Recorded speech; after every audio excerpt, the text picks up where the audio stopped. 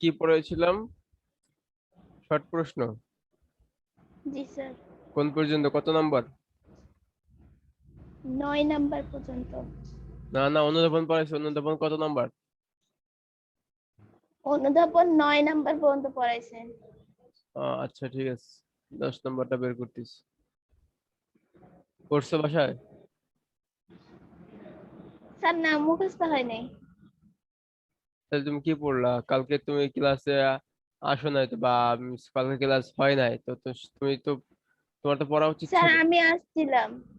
আসছিলা তো ঠিক আছে, কিন্তু তোমার তো বাসায় পড়বা, যেহেতু এই পিছনে পড়া তোমার হয় নাই, তো সেটা তো তোমার কভার করা উচিত ছিল। জি গ্যাপ স্যার। পেয়েছো না, কালকে ক্লাস হয় না, এটা গ্যাপ পেয়েছো, পড়া উচিত ছিল না। আচ্ছা দেখো, জি স্যার। 10 নাম্বার, পড়ন্ত বস্তুর সূত্র বিবৃতি করো। পড়ন্ত বস্তুর সূত্র। এখন পড়ন্ত বস্তুর সূত্র বিবৃতি করার আগে আমরা একটু পড়ি, এই সম্পর্কে জানি, এটা কি আবিষ্কার করলো, হ্যাঁ, এসব জানি। তো পড়ন্ত বস্তু সম্পর্কে গ্যালিলিও একজন বিজ্ঞানীর নাম। বিজ্ঞানীর নাম কি? গ্যালিলিও। গ্যালিলিও। এই বিজ্ঞানী 3টা সূত্র বের করেন, এগুলোকে পড়ন্ত বস্তুর সূত্র বলে। উনি 3টা সূত্র আবিষ্কার করেছে পড়ন্ত বস্তু সম্পর্কে, সেই সূত্রগুলো কি নামে পরিচিত? পড়ন্ত বস্তুর সূত্র নামে। সূত্রগুলো কিভাবে, কিরকম, কোন জায়গা থেকে শুরু হয়? উপরের উপরের থেকে স্থির অবস্থান। সেটা উপর বলতে কোন টেবিলের উপর থেকে হতে পারে, কোন ছাদের উপর থেকে হতে পারে, মহাকাশ থেকে, কোন বিমান থেকে হতে পারে, হ্যাঁ, এভাবে হতে পারে। মানে পড়ন্ত বস্তু স্থির কোন অবস্থান থেকে, যেখানে আছে, সে বসে আছে বা দাঁড়িয়ে আছে, সেখান থেকে পড়বে। বিনা বাধায় পড়ন্ত বস্তুর ক্ষেত্রে প্রযোজ্য, অর্থাৎ বস্তু পড়ার সময় স্থির অবস্থান থেকে পড়বে। এর কোনো আদি বেগ থাকবে না, অর্থাৎ আদি বেগ থাকবে না, ও স্থির থাকবে, বস্তু থাকবে স্থির, হ্যাঁ। আদি বেগ জি স্যার। থাকবে না, আদি বেগ থাকবে না, এটা মনে রাখবা। বস্তু বিনা বাধায় মুক্তভাবে পড়বে, অর্থাৎ এর উপর অভিকর্ষ বল বা অন্য কোনো বল কাজ করবে না। অভিকর্ষ বল কাজ করবে না, এটা মনে রাখবা। কি বলছে? সরি, অভিকর্ষ বল কাজ করবে না না। না, অভিকর্ষ বলই তো পড়বে তোকে। অভিকর্ষ বল কাজ না করলে সে কি মাটিতে পড়বে? সে তো আকাশে উড়ে যাবে।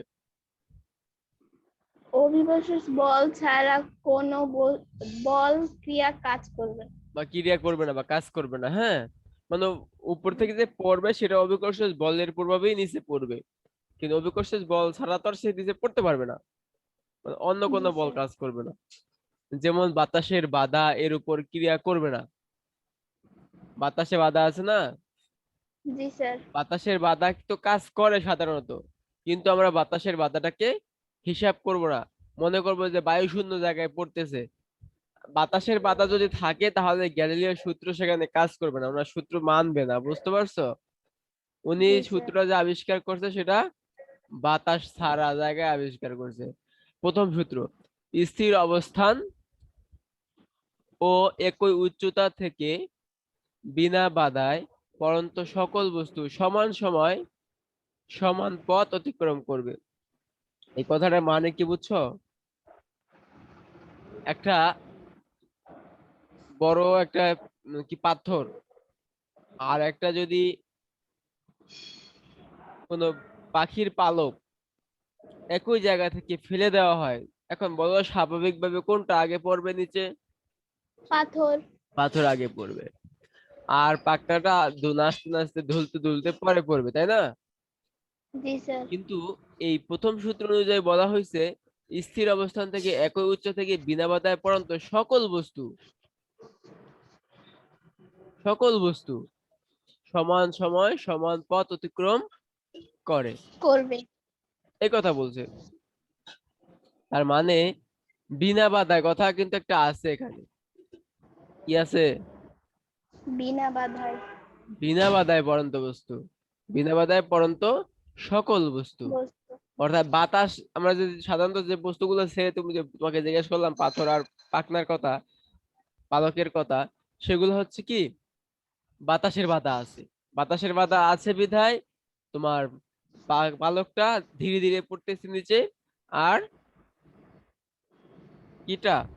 পাথরটা ধপ করে নিচে পড়ছে, পাথরটা নিচে তাড়াতাড়ি পড়ে তাড়াতাড়ি যাচ্ছে। পড়ছে, তাই না? কিন্তু বলছে বিনা জি স্যার। বাধায়, যদি বিনা বাতাস না থাকে তাহলে সমান সময় সমান পথ অতিক্রম করবে, মানে পড়তে একই সময় ধাপাস করে পড়ে যাবে, বা আস্তে আস্তে পড়লেও একই সময় পড়বে। ব্যাখ্যা, এই সূত্রটা এতক্ষণ যে ব্যাখ্যা করলাম আমি, সেই ব্যাখ্যাটা আবার এখানে বই অনুযায়ী করব। এই সূত্র অনুসারে যদি কোনো স্থানে বাতাসের বাধা না থাকে, অর্থাৎ বায়ুশূন্য স্থানে যদি স্থির অবস্থান এবং একই উচ্চতা থেকে একটি তুলার পিণ্ড ও একখণ্ড লোহার ছেড়ে দেওয়া হয়, তাহলে দুইটি বস্তু একই সময় মাটিতে পৌঁছাবে। পৌঁছাবে। পরীক্ষার মাধ্যমে এর সত্যতা প্রমাণ করা হয়েছে। অর্থাৎ স্থির অবস্থান থেকে বিনা বাধায় কোনো বস্তুর মাটিতে পড়তে যে সময় লাগে তা বস্তুর ভর, আকৃতি বা আয়তনের উপর নির্ভর করে না। অর্থাৎ করে বস্তু কত বড়, কত মোটা, কত পাতলা, কত হালকা এর উপর নির্ভর করে না। করে না। কিসের উপর নির্ভর করে? বাধা আছে কিনা, অভিকর্ষ বল ছাড়া বাতাসের কোনো বাধা আছে কিনা বা অন্য কোনো বল আছে কিনা, সেটার উপর নির্ভর করবে। কিন্তু তোমরা যদি সাধারণভাবে একই, কিসের শব্দ হচ্ছে? এই কিসের শব্দ হচ্ছে? স্যার আমরা যে বিল্ডিং এ থাকি ওই বিল্ডিং এর উপরে কাজ চলছে ওইটার আচ্ছা শব্দ। আচ্ছা আচ্ছা। কিন্তু তোমরা যদি সাধারণভাবে একই উচ্চতা থেকে স্থির এক টুকরা তুলা বা লোহাকে ফেলে দাও, তাহলে কিন্তু লোহা আগে মাটিতে পড়বে, যে কথা আমি বলছিলাম পাথরের কথা। তুলার বাতাসের বাধার কারণে নিচে পড়তে সময় বেশি লাগবে, আর লোহা তুলার চেয়ে ভারী হওয়ার কারণে আগে পড়বে। হ্যাঁ, এই সূত্রের ক্ষেত্রে বিনা বাধায় শব্দটি অত্যন্ত গুরুত্বপূর্ণ। কি বলছে? বিনা বাধায়, এই কথাটা অত্যন্ত গুরুত্বপূর্ণ, এটা মনে রাখবা। গুরুত্বপূর্ণ। তো বাধা থাকতে পারবে না, এই ক্ষেত্রেই এই সূত্রটা কাজে লাগবে। দ্বিতীয় সূত্র, ওই একই কথা, এখানে বিনা বাধায়। দ্বিতীয় সূত্র হচ্ছে স্থির অবস্থান থেকে বিনা বাধায়, স্থির অবস্থান থেকে বিনা বাধায় পড়ন্ত বস্তু নির্দিষ্ট সময় প্রাপ্ত সময়। বেগ ওই সময়ে সমানুপাতিক, ওই সময়ের সমানুপাতিক। সমানুপাতিক। এই কথাটা দিয়ে কি বুঝি? এই কথাটা দিয়ে আমরা কি বুঝি বলো? এই কথা দিয়ে আমরা বুঝি বি সমানুপাতিক, বি টি। সমানুপাতিক টি। টি। এটা মনে রাখবে, হ্যাঁ।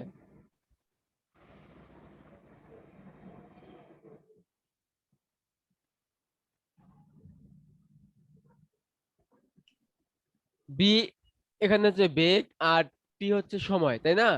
নির্দিষ্ট জি সময় এই স্যার। বি বেগটা হয়, নির্দিষ্ট সময় এই বি বেগটা হয়, আর সময় তো সেটা টি, এই দুটো পরস্পর সমানুপাতিক, এটা মনে রাখতে হবে।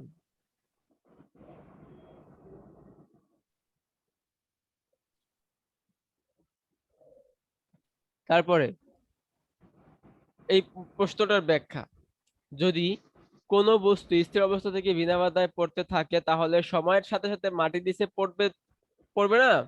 আবার পড়তে হুম। পড়তে তার জি স্যার। বেগ, বেগ আস্তে আস্তে বাড়বে, যত নিচে পড়বে তত দ্রুত পড়বে।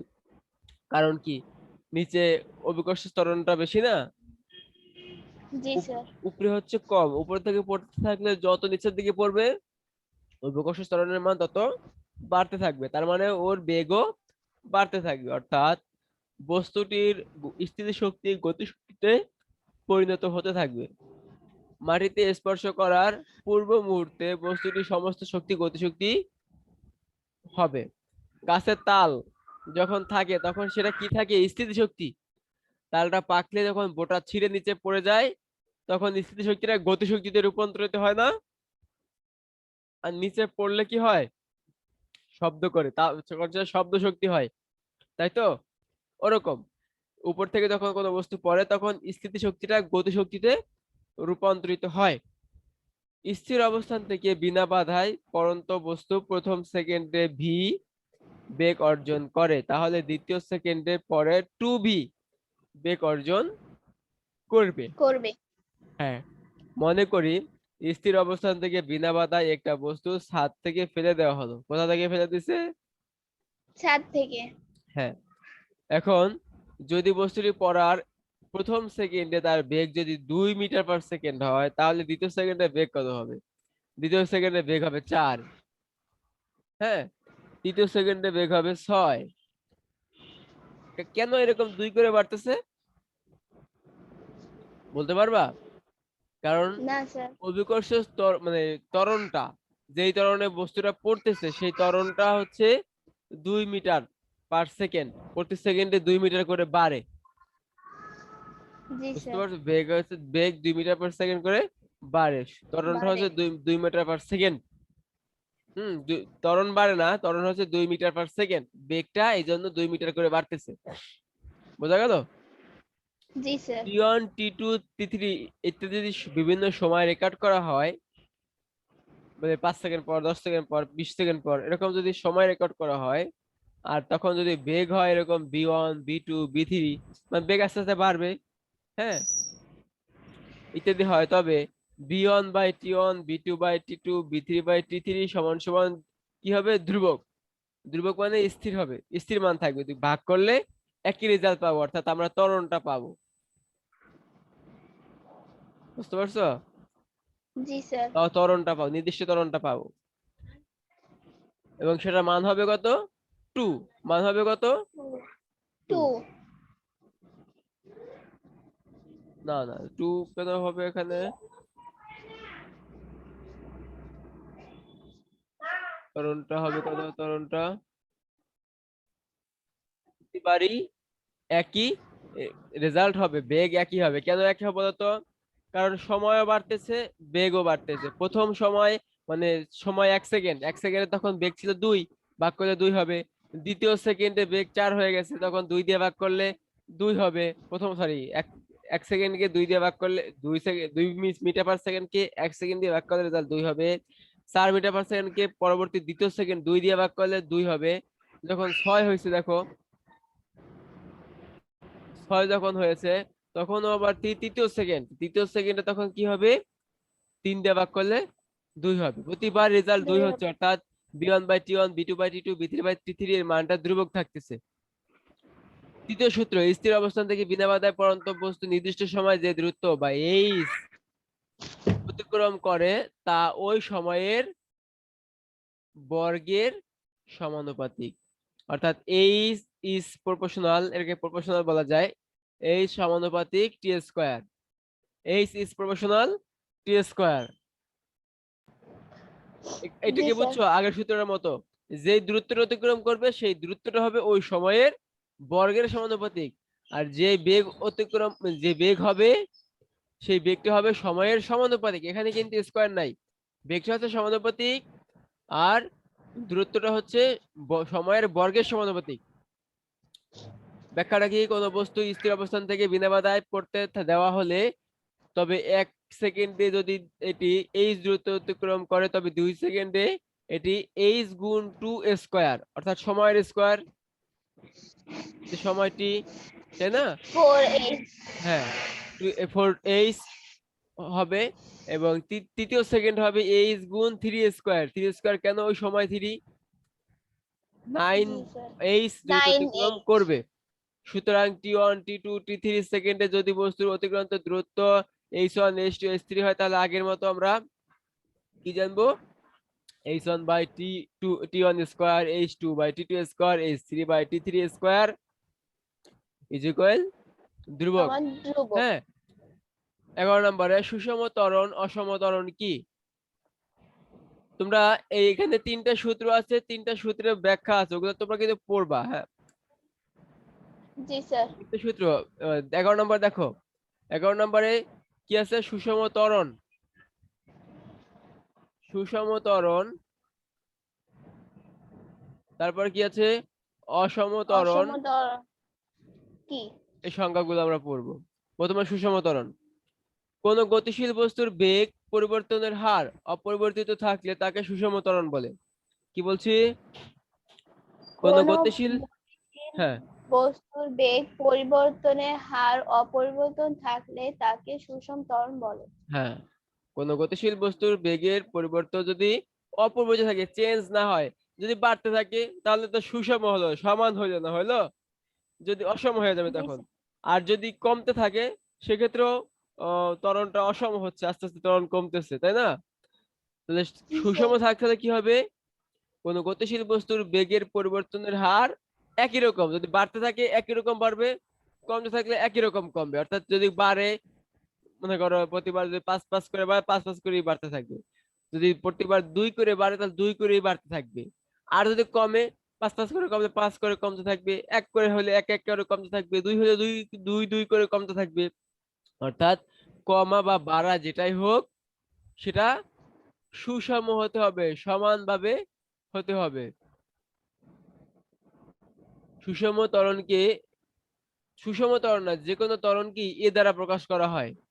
ত্বরণের একক কি?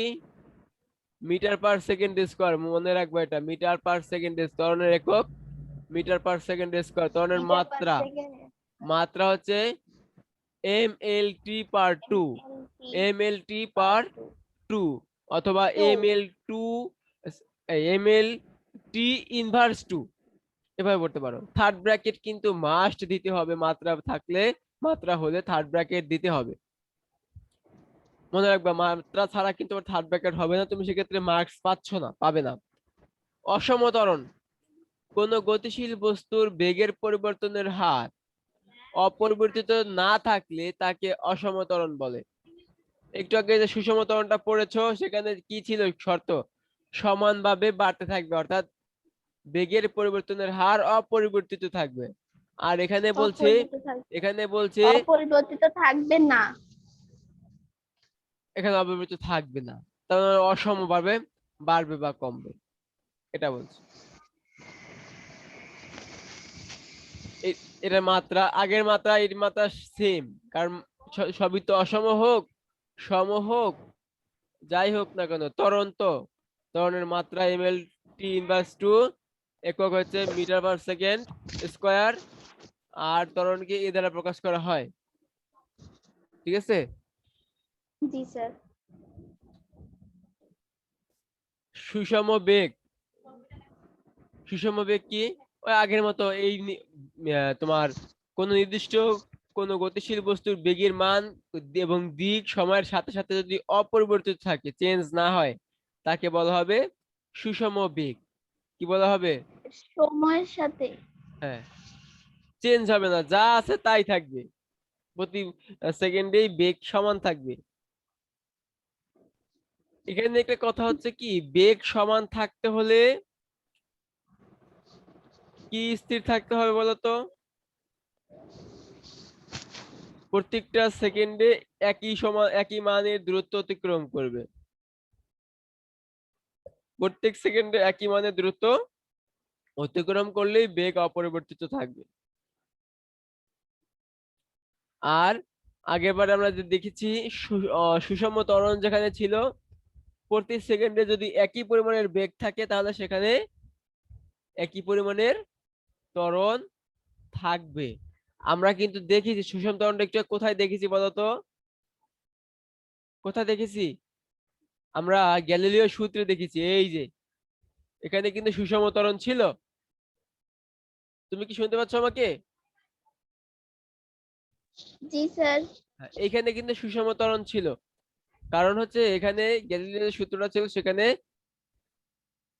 তোমার যে বেগ প্রাপ্ত হচ্ছে সেটা তার সময়ের সমানুপাতিক, তার মানে এখানে তোমার ত্বরণটা স্থির ছিল, ত্বরণটা ফিক্সড ছিল।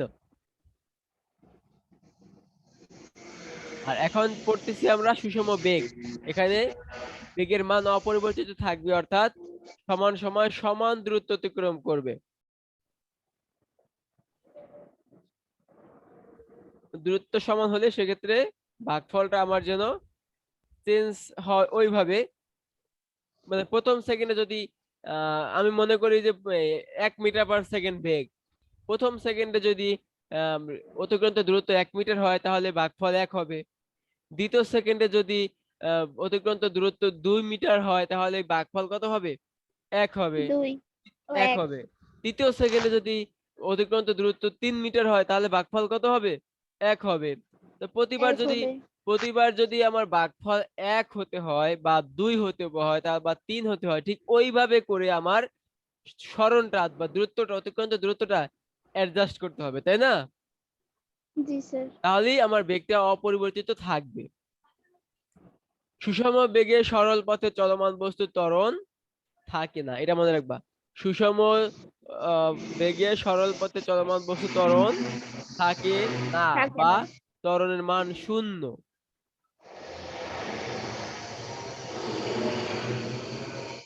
এই কথার মানে হচ্ছে যখন বেগটা সমান থাকবে তখন ত্বরণ, ত্বরণ মানে কি, বেগ বৃদ্ধির হার অথবা বেগ হ্রাসের হারকে ত্বরণ বলে, তাই না? বেগ একই থাকার জি হারকে তো আর স্যার। ত্বরণ বলে না, বলে না। না। ত্বরণ যদি হতে হয় তার মানে এর হয়তো বেগ বাড়বে অথবা বেগ কমবে। কমলে সেই ত্বরণটাকে নাম হচ্ছে ঋণাত্মক ত্বরণ বা মন্দন, আর বাড়লে সেটা হচ্ছে ধনাত্মক ত্বরণ বা ত্বরণ। কিন্তু এখানে সুষম বেগের কথা ক্ষেত্রে ত্বরণ বা হবেও, বাড়বেও না, কমবেও না। কমবেও না।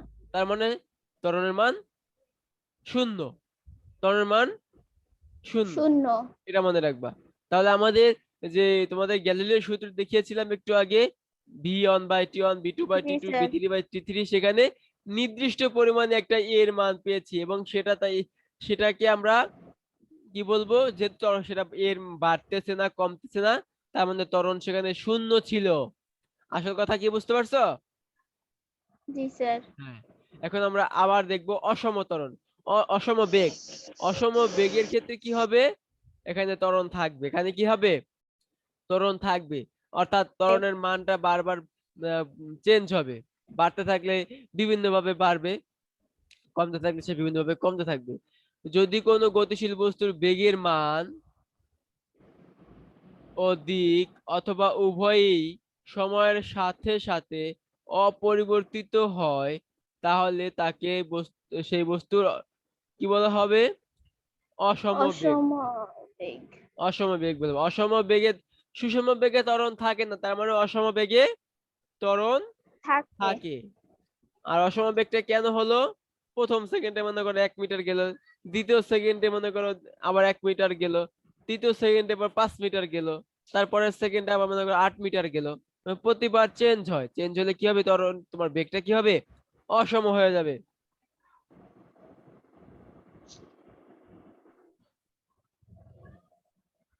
অসম বেগে চলার সকল বস্তু অবশ্যই ত্বরণ থাকে। এবার আমরা অনুধাবন দেখবো আর একটা। এই কাল তুমি যে বললা, এগুলো তো আগেই পড়েছিলাম, এতক্ষণ যেগুলো পড়েছি সেগুলো তো আগেই পড়েছি, আমি তো অনুধাবনের 9 নাম্বারও পড়েছি, তুমি ওইটা হ্যাঁ আবার আমি তো বললাম অনুধাবনের 9 নম্বর পর্যন্ত তো আমি বলছিলাম। তাই। জি স্যার।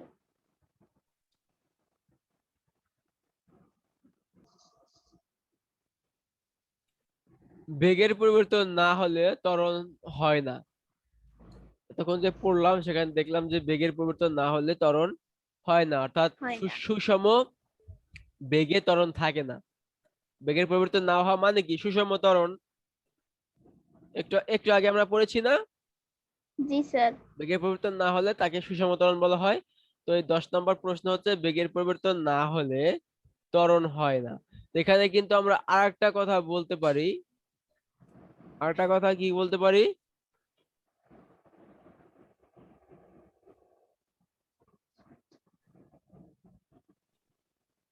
সুষম বেগে চলন্ত চলন্ত বস্তুর ত্বরণ থাকে না। এটা ব্যাখ্যা করো, ব্যাখ্যা করো। করো। প্রশ্নটা কিন্তু এইভাবেও হতে পারতো, এখানে আমরা যদি বা দেই, বা, তাহলে প্রশ্ন এইভাবে হতে পারতো না, জি স্যার। প্রশ্নটা এইভাবেও হতে পারতো। তবে উত্তর কিন্তু একই উত্তর হবে, অর্থাৎ আমরা জানি বেগের পরিবর্তনের হার, হারকে ত্বরণ বলে, তাই না? এখন জি ত্বরণের স্যার। যে সংজ্ঞা অনুসারে ত্বরণ সমান সমান কি হবে, বেগের পরিবর্তন নিচে হবে সময়। জি স্যার। এখন বেগের পরিবর্তন মানে কি? আগের বেগ এবং শেষের বেগ, অর্থাৎ শেষের বেগ থেকে আগের বেগটা যদি বাদ দেই, তাতে রেজাল্ট যদি শূন্য হয়, রেজাল্ট যদি শূন্য হয়, এই যে শেষের বেগ থেকে আগের বেগটা যদি বাদ দেই আর তার রেজাল্ট যদি আমার শূন্য হয়, সেক্ষেত্রে আমার কি হবে বলো? সেক্ষেত্রে ত্বরণ থাকবে না যদি শূন্য হয় এর মানটা। এই যে নিচে লিখে জি দিয়েছি, স্যার। বেগের পরিবর্তন না হলে, অর্থাৎ আদি বেগ সমান সমান শেষ বেগ, দুইটা বেগের মান যদি একই হয়, আদি বেগ এবং শেষ বেগের মান যদি একই হয়, তাহলে সেই ত্বরণ থাকবে বলো? বি এবং বি, না। V minus v. V minus v কেন? আগের বেগ এবং শেষ বেগ সমান, তাই বি মাইনাস বি। এবং বি থেকে বি বাদ দিলে, অর্থাৎ 5 টাকা থেকে 5 টাকা বাদ দিলে, 10 টাকা থেকে 10 টাকা বাদ দিলে, এরকম, বা 20 থেকে 20 বাদ দিলে রেজাল্ট কি হবে? শূন্য। শূন্য হয়েছে না? এই যে নিচে দেখো, শূন্য। সময় দিয়ে, সময়টা যে যাই হোক না কেন, 5 সেকেন্ড, 10 সেকেন্ড, 1 ঘন্টা, 10 ঘন্টা, 20 ঘন্টা, যাই হোক, তাহলে কি হবে বলো? ভাগফল 0 হবে, শূন্য। শূন্য হবে। শূন্য মানে কি? ত্বরণ সমান সমান শূন্য, তার মানে আমরা বলতে পারি ত্বরণ নাই। বেগের পরিবর্তন হবে না, ত্বরণ থাকবে ত্বরণ না। নাই, তার মানে এই বেগের পরিবর্তন হবে না বা ত্বরণ থাকে না। বুঝতে পারছো? বেগের পরিবর্তন জি হবে না, স্যার। বেগ, বেগ নো চেঞ্জ, তার মানে ত্বরণ নাই, অর্থাৎ ত্বরণ শূন্য। নাই মানে শূন্য। যদি কেউ বলে, শূন্য। আমার কাছে 0 টাকা আছে, তার মানে তার তার কাছে টাকা নাই, নাকি 0 টাকা একটা টাকার জি মান? স্যার। টাকা আছে? না। না। 0 টাকা না। আছে, তার মানে তার কাছে টাকা নাই। না। হ্যাঁ, গুড। তাহলে এটা বুঝছো? 11 নম্বর প্রশ্ন দেখো, ত্বরণের মাত্রা সমীকরণ নির্ণয় করো। এটা একটা সহজ প্রশ্ন। মাত্রা সমীকরণ আমরা কিভাবে, মাত্রা সমীকরণ কোনটা? এটা না? এটা মাত্রা সমীকরণ না বলো? এখানে এটা এল থাকবে, এল। কি থাকবে? এল। এল। হ্যাঁ, এখানে মিস্টেক হয়ে গেছে, এলটা ছিল না, এখন এল দিয়ে দিচ্ছি আমি। ত্বরণের মাত্রা হচ্ছে ml পার 2।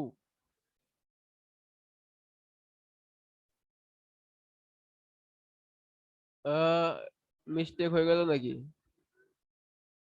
এই যেটা এলটি পার 2, এই আগের বার কোথায় যেন ভুল হয়েছিল দেখি তো, ml দিয়েছিলাম কোথায়?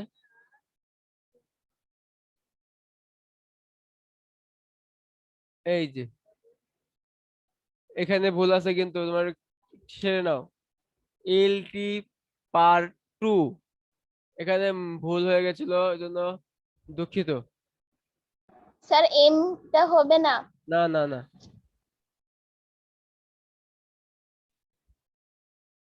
ঠিক আছে। হ্যালো। জি স্যার। হ্যাঁ, ত্বরণের মাত্রা সমীকরণ নির্ণয় করো। আমরা ত্বরণ লিখলাম থার্ড ব্র্যাকেটের মধ্যে, যেহেতু মাত্রা বের করব, তাই বেগ বাই সময়। বেগ বাই সময়কে ত্বরণ বলা হয় না? জি স্যার। এই জন্য বেগ বাই সময় লিখলাম। তারপরে এখন আহ এই যে বেগটা আছে না, এখানে দেখো বেগটা আছে, বেগ। জি স্যার আছে। এই বেগটাকে আমরা আবার ভাঙবো। কিভাবে ভাঙবো? বেগটাকে আমরা লিখবো স্মরণ সময়। স্মরণ সরণ বাই সময়। সময়। সরণ বাই সময় লিখলাম বেগের পরিবর্তে। আর এই যে সময়টা, সেই সময়টা ওই নিচে আছে, আছে না? আছে। আছে। এখন সমান সমান কি হবে? উপরে যে সময়টা ছিল, স্মরণ। এই যে সময়টা, এটা নিচে চলে আসবে। এটা নিচে চলে এসে সময় স্কোয়ার হয়ে গেছে, আর সরণটা উপরে রয়ে গেছে। এটা কি বুঝছো কেমনে হয়েছে? কৌণিক গুণ, জি মানে স্যার। তোমার উপরেটা নিচে চলে আসে কিভাবে? ভাগটা গুণ হয়ে যায় না, এবং জি উল্টিয়ে যায়, স্যার। হরটা লব হয়ে যায়, লবটা হর হয়ে হর যায়। হয়ে যায়। সেই নিয়মটা জানো তোমরা, সেভাবে হয়েছে। তাহলে এই সরণের মান কত? সরণ কি দূরত্ব, দূরত্বকে এল দিয়ে প্রকাশ করা হয়, এল। এখানে এম লেখা এল। হয়েছে, মিস্টেক, এখানে এল লিখে দিচ্ছি আমি, এল। এবার বুঝছো, সরণ হচ্ছে দূরত্ব বা তোমার একটা দৈর্ঘ্য না, নির্দিষ্ট দিকে জি দৈর্ঘ্য না, স্যার। সেটা হচ্ছে এল। আর সময়টা কি হচ্ছে? সময়টা টি এবং তার স্কোয়ার টি স্কোয়ার, তাহলে কি হবে এল টি পার টি টু। এখন এটা পার টু। মাইনাস কেন হলো? নিচেরটা হর যদি লবে নিয়ে আসি তাহলে সূচকের বেলায় কি হবে, সেটা সূচকটা মাইনাস হয়ে যাবে। সূচক যদি ভাগ থাকে সেটা বিয়োগ হয়ে যাবে। সূচকের নিয়মটা এরকম না, জি স্যার। ভাগ থাকলে বিয়োগ হয়ে যাবে, মাইনাস হবে। তাহলে এবার বুঝছো এটা মাত্রা, মাত্রাটা এরকম জি স্যার প্রত্যেকটা বুঝতে। প্রত্যেকটা জিনিসের মাত্রা তোমরা এভাবে বের করতে পারো। সেটা বেগের মাত্রা বের করতে পারো, ত্বরণের মাত্রা বের করতে পারো, বা অন্য যে কোনো কিছুর মাত্রা তুমি এভাবে বের করতে পারো। পরীক্ষার সময় যে শুধু ত্বরণ আসবে তা না, বলতে পারে বলের মাত্রা, বলতে পারে অন্য একটা জিনিসের মাত্রা বলতে পারে, যেমন ভরবেগের মাত্রা বের করো, কাজের মাত্রা, এরকম বলতে পারে। তো এই একই নিয়মে বের করতে হবে, তোমাকে সংজ্ঞাগুলো জানতে হবে তারপর বের করতে হবে।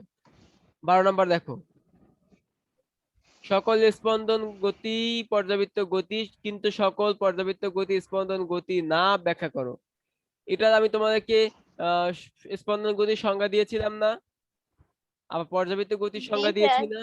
দেখো প্রথমে আমি পর্যাবৃত্ত গতির সংজ্ঞা লিখেছি, পর্যাবৃত্ত গতি কাকে বলে।